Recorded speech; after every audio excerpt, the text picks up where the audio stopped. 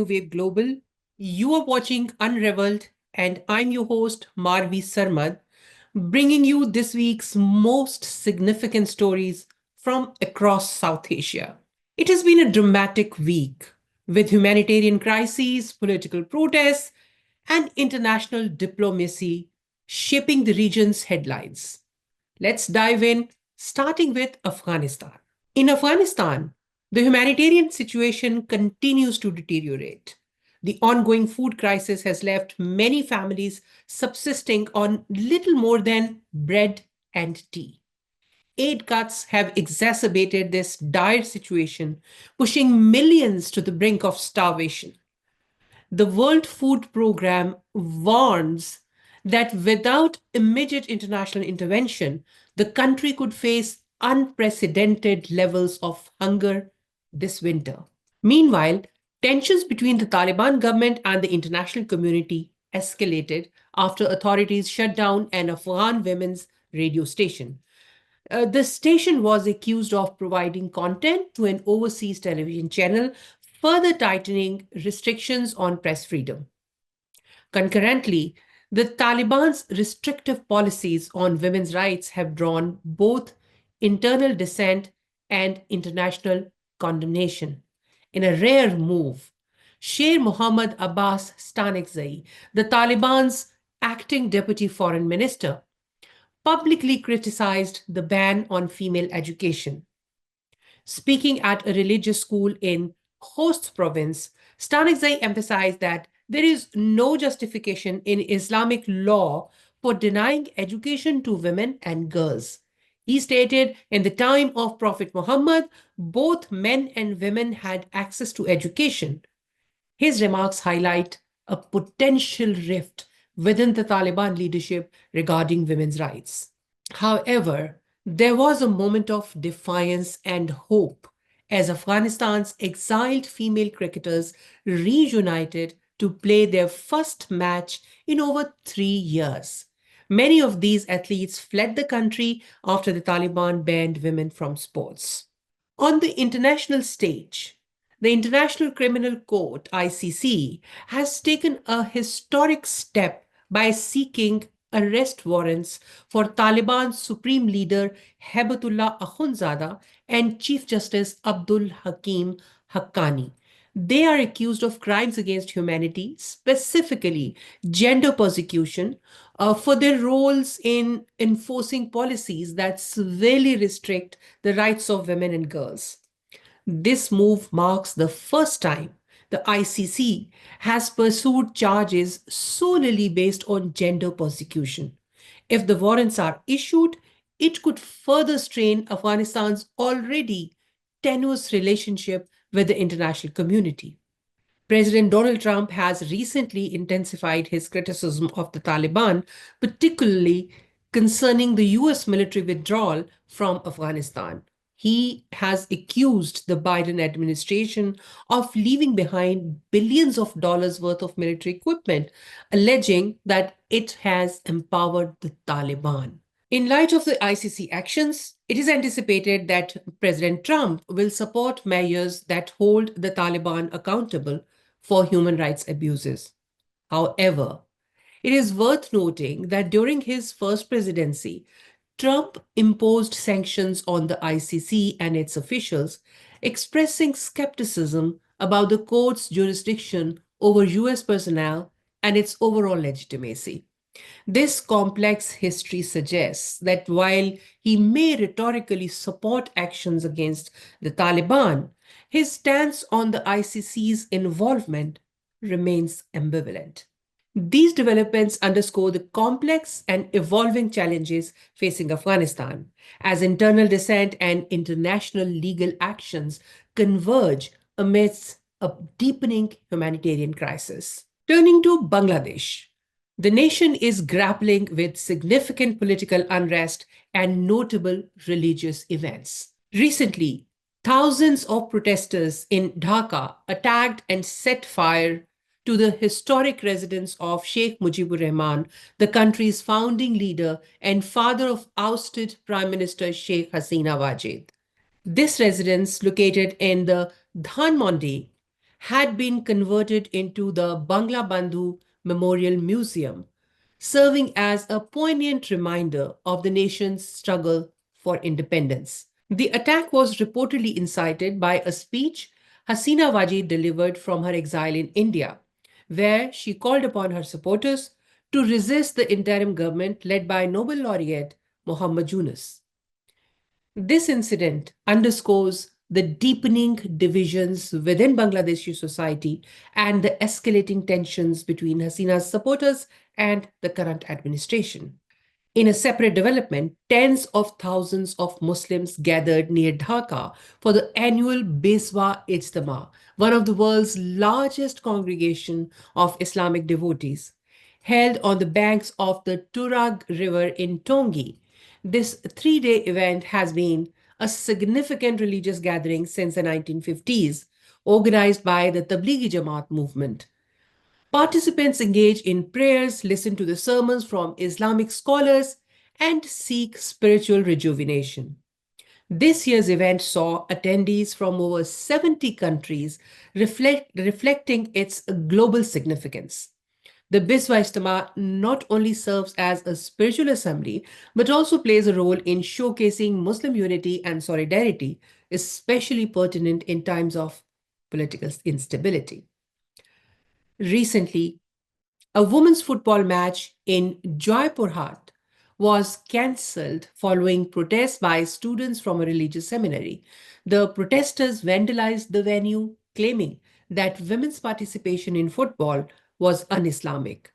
This incident marks the second such cancellation in recent days, highlighting the growing influence of conservative religious groups in Bangladesh. Analysts suggest that these groups have become more assertive following the ousting of Prime Minister Sheikh Hasina Wajid, raising concerns about the future of women's rights and secularism in the country. In another development, a prominent minority rights organization has accused the interim government of failing to protect religious and ethnic minorities.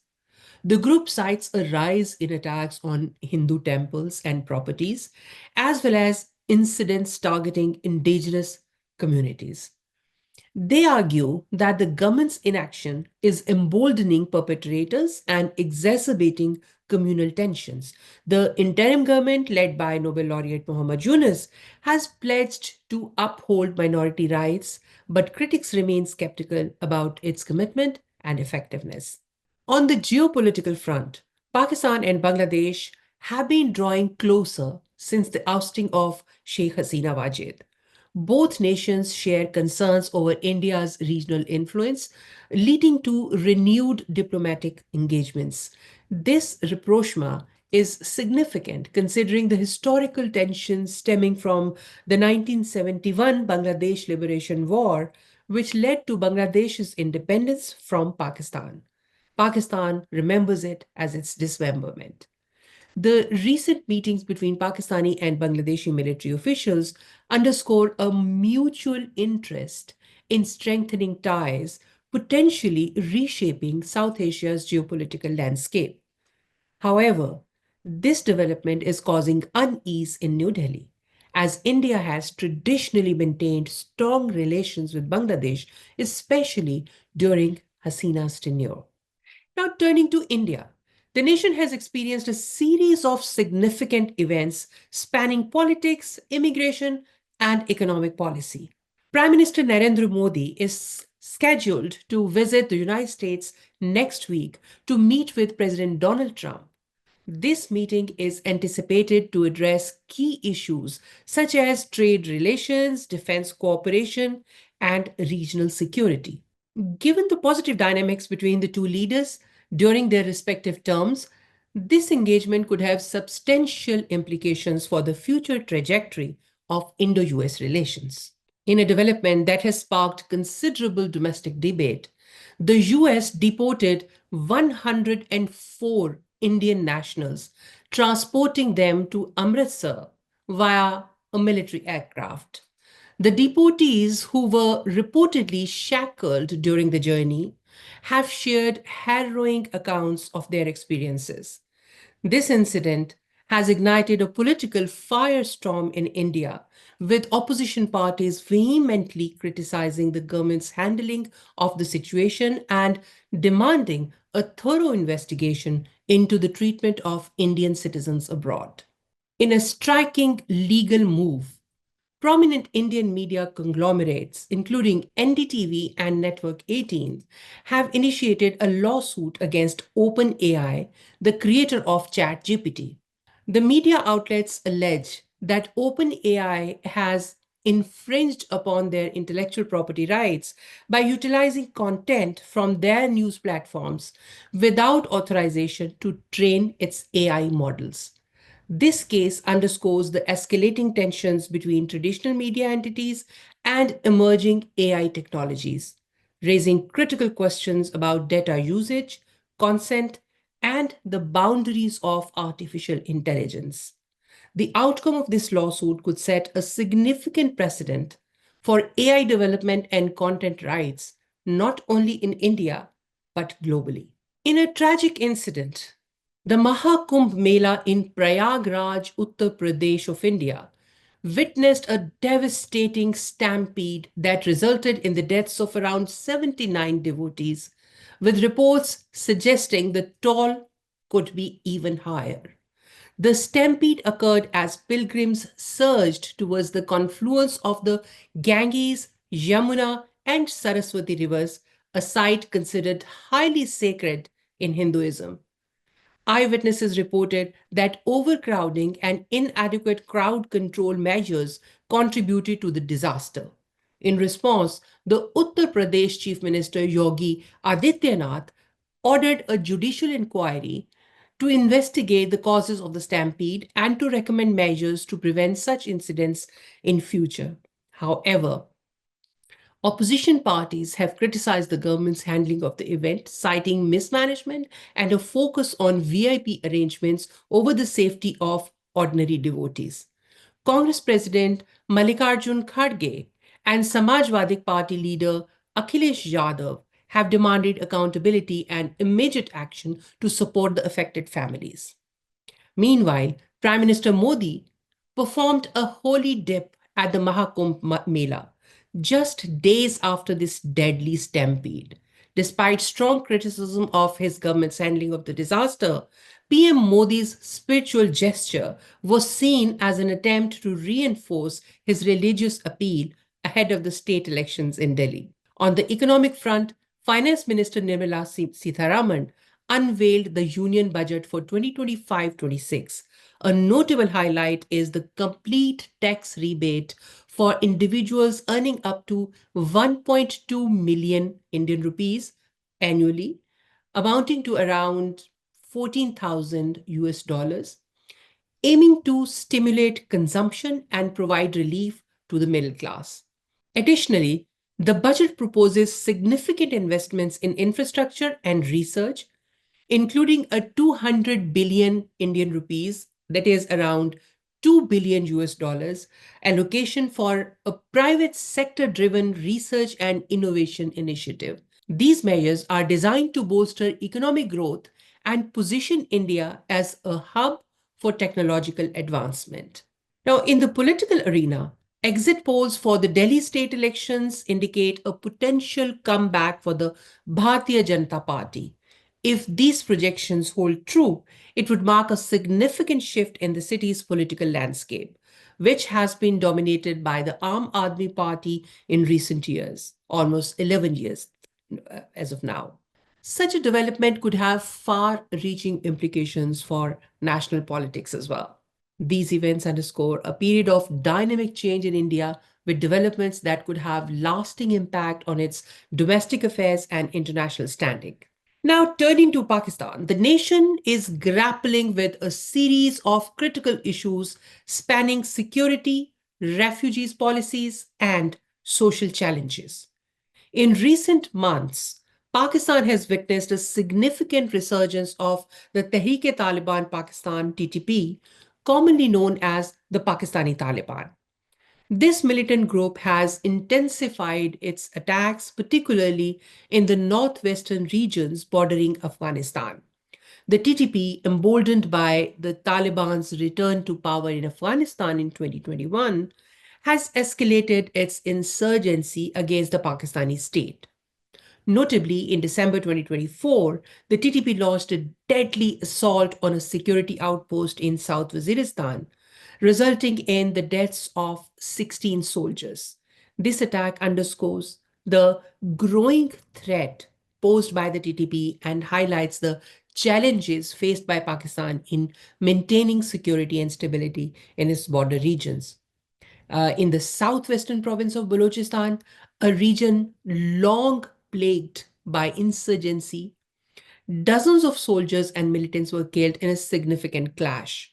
Baloch separatists who have been fighting for greater autonomy and a larger share of the region's natural resources launched a coordinated attack on a military convoy.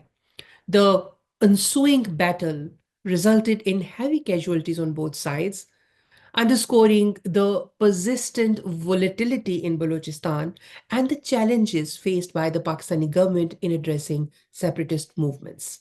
In another security incident, three police officers were killed in an attack by militants in the northwestern district of Karak, Khyber Pakhtunkhwa province. The assailants targeted a police post before dawn, leading to a firefight that also left five soldiers injured. While no group has claimed responsibility, such attacks are often attributed to the TTP, which has a strong presence in the region. This incident highlights the ongoing security challenges in Pakistan's northwest and the resilience of militant networks operating in the area. Amid escalating security concerns, the Pakistani government has issued a deadline for Afghan refugees residing in the country to either secure legal status or face deportation. This policy shift comes after the suspension of the US refugee admissions program under the previous US administration, leaving thousands of Afghan refugees in limbo. Prime Minister Shehbaz Sharif has set a deadline of March 31 for these refugees to regularize their status.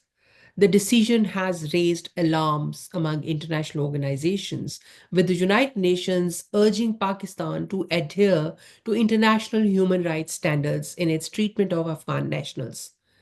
The situation remains fluid, with potential implications for Pakistan's international relations and its domestic security landscape. In response to a tragic incident where numerous Pakistani nationals perished while attempting to cross the Mediterranean Sea into Europe, the Pakistani government has taken decisive action by sacking and blacklisting dozens of officials. These officials were found to be complicit in human trafficking networks that facilitated illegal migration. The government's move aims to crack down on exploitation of vulnerable citizens and to deter future attempts at dangerous, unauthorized migration.